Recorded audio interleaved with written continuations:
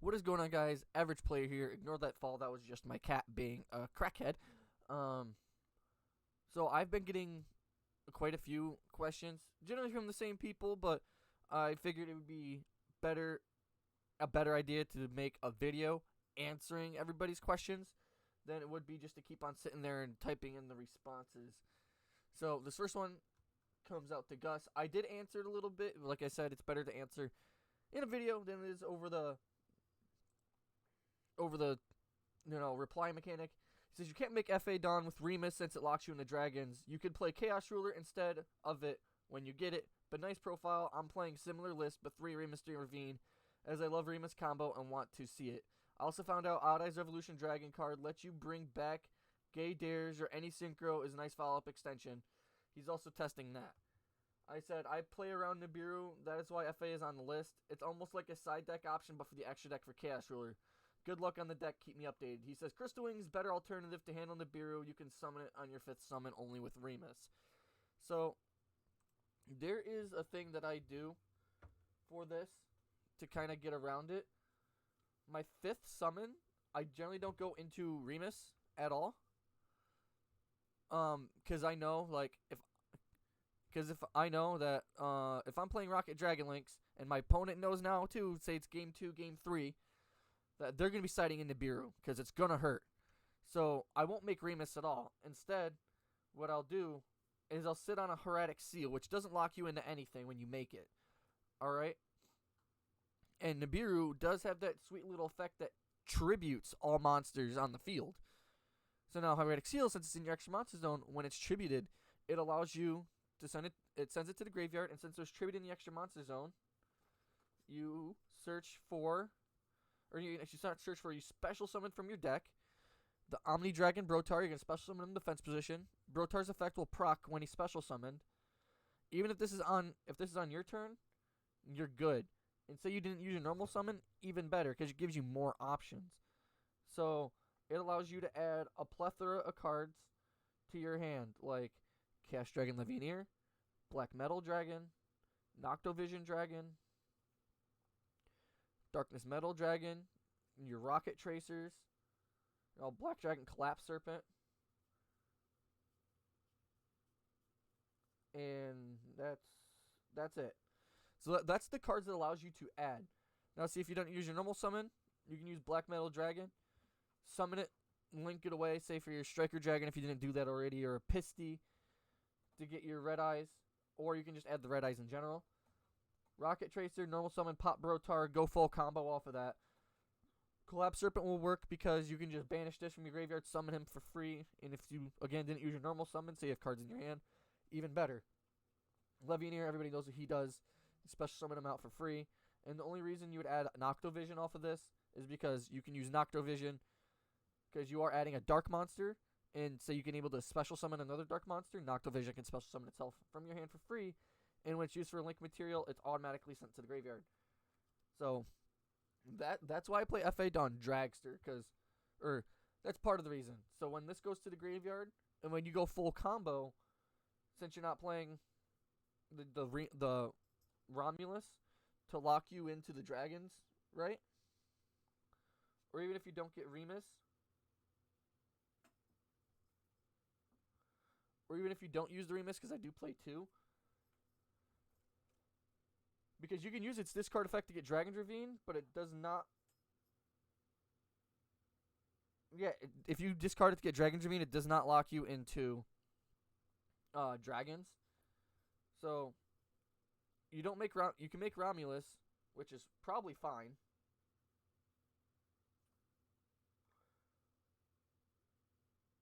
Yeah, you can make Romulus as long as you don't use Remus.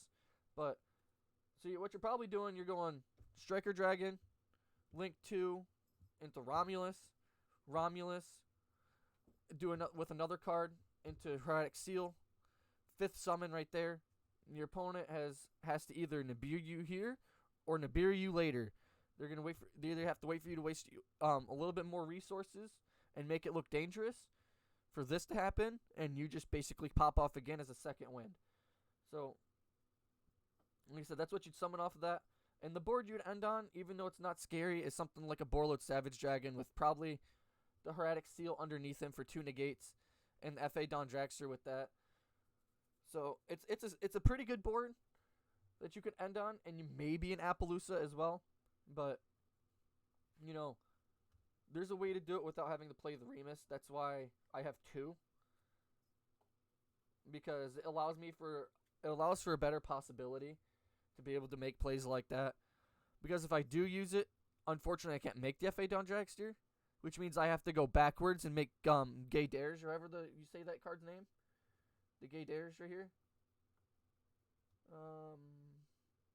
Right here, the Gay Dares. Or else you'd have to go a little backwards and try to fumble around, say, with a Rocket Recharge if you already didn't special summon it with Rocket Tracer and your Remus to make Gay Dares, and then somehow try to find a level 2 tuner in another Remus, or that's about it. And that's the only way you're able to make your Crystal Wing, because it's level 8. But next turn, off the board that I showed you, say you do use 1 negate. He doesn't gain any attack, and FA Don Dragster is pretty low. Even if you get a Remus and you're able to normal summon it, you can use FA Don Dragster and Remus to make Hot Red. Or you get your Rocket Synchron, normal summon it, Borreload Savage Dragon, and Rocket Synchron for Hot Red. But that's why I only play 2 Remus, but that's why I mean by playing around Nibiru. I always go straight for the Heradic Seal, and I generally never see Remus. So that's an answer to one of those questions. I understand it was like a back-asswards thing, but... Alright, and this one is on the Rocket Dragon link. He said he used to play, let's see. Alright, I hope my mic is turned up enough, though. That's about it for that guy. Alright, and then Expended Gaming here said, can I ask why 1 Parallel Exceed and not 2 to 3? I run 2 in deck and either pull out Durgaris or Braguska depending on opponent. And if going first or second in Durgaris is fire and goes with Stalio plus helps with draw power. Alright. Truth is, yes, I do only have 1 Parallel Exceed. And I understand that he is really dirt cheap. Alright. I only have 1. But in my opinion, in Salads, with the build that I have going on, you want to see your starter and something to combo, because Salamangreat at that point can just basically puke out on the board. Because if you have 2 Parallel Exceeds, that gives you more of an increased chance of seeing Parallel Exceed. And when I play Yu-Gi-Oh!, when I have 2 ofs, I see those all the time, and I never see my 1 ofs. An example, I always see, like, my Spinny, which is a 3 of, which I can't complain, but I never see it with anything good. I could probably see it with a Foxer or a Falco. I mean, that's fine. I can normal summon something, but that basically makes it to where I can't get any of my cards into the graveyard. Like, or I can't add my Gazelle. And so the reason why I play 1 Parallel Exceed is because you could search it anyway, I'm pretty sure. Maybe? Nope, you can't search it. But if it was searchable, it would be a little bit better. I'd probably play... No, I'd still keep it at 1. But since it's not searchable, I keep it at 1 anyway. It makes no sense, right? Yeah. But I can't tell you how many times I've seen this card in my opening hand with, like, Called by the Grave, Salamangreat Roar, Sea Archiver, not really Sea Archiver, Ash Blossom, and Infinite Impermanence. Opening hand. This is a super brick. If this was something else, it'd be better. So, like, this is, like, the only brick the deck can make that actually hurts. I mean, obviously, you can get cards like Solemn Strike in there, or Salamangreat Roar, you know, or any of the other hand traps like Ghost Bell and Effect Veiler. But that's why I only play 1 Parallel Exceed. I understand that you summon 1, it summons another 1. But in Salads, with the way this deck goes, you basically, this is how your combos go. Baylynx for Sunlight Wolf, Sunlight Wolf for Sunlight Wolf, and then you're making Update Jammer plus another monster. You're linking those 2 away for Transcode. Transcode, bring back Update Jammer. Now using 2 extra monsters plus Update Jammer to make your Borlo Dragon and update Jammer's effect. Now this could also be access code, but and then Transcode Talker makes it to where these cards gain 500 attack, cannot be targeted by card effects, and himself. So now Borlo Dragons at 3,500 attack, can attack twice, and can steal monsters. And in order to make Sunlight Wolf, you gotta have 2 fire effect monsters. And then Update Jammer requires 2 level 2 or higher Cyberse monsters, which is okay. But the Balinx covers a level 4 or lower. So if you don't have your starter to make Balinx, you're basically Parallel Exceed is going to be useless. And if you have 2, and you see one of them, you better hope you have an extender. Because most of the time, you probably won't, because you are playing traps and hand traps, which do take up quite a few slots in the deck. Let me just count real quick.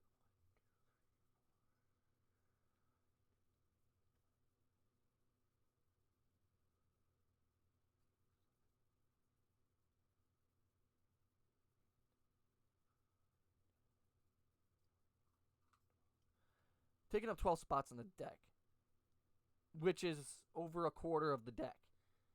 So you're most likely going to see a hand trap than you are Parallel Exceed anyway, even if it was at 2. So there's like really no point in playing it if you don't see it. It's kind of like Microcoder in this deck. It is basically my second Parallel Exceed,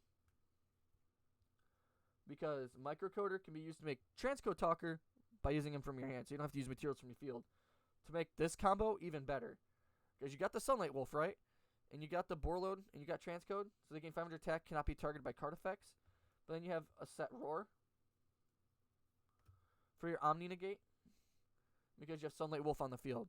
So now if your opponent really wants to do something and make sure they can break your board, they gotta try to get rid of your Sunlight Wolf, which is gonna be hard when they try to activate an effect and Roar would just negate it anyway. So that's the reason why I don't play 2 Parallel Exceed, because Parallel Exceed isn't the best card in my opinion. My buddy got 3 for to play in his Prank Kids deck, and even he says it's not the best card in the game. He says he sees it in his opening hand way too many times, and it don't work the way he wants it to. He says no matter how much playtesting he does, it isn't the best. If he doesn't get combo for Prank Kids, then it won't work. Because in Prank Kids, if you basically stop Prank Kids' place, then they got nothing to do. Alright. And next, when I do the next couple videos, because I did just upload the Phantom Knights deck profile, which I would recommend for you guys to go check out. Please keep on asking questions so I can make videos like this explaining like I do stuff. It'll also be better for other people, because the more the community gets involved, the more we all become better Yu-Gi-Oh players, which is what I hope to see and accomplish. And the reason why it's so important for me, for everybody to get involved, comment, and communicate with each other, is because at my locals, there's 2 young kids. Now, they're awesome, they're sweet, and they're so kind. And those 2 young kids don't really know how to play. And I understand not everybody in the Yu-Gi-Oh community is a big douchebag, but for those kids, it's better when everybody can get along and help. And like maybe one of these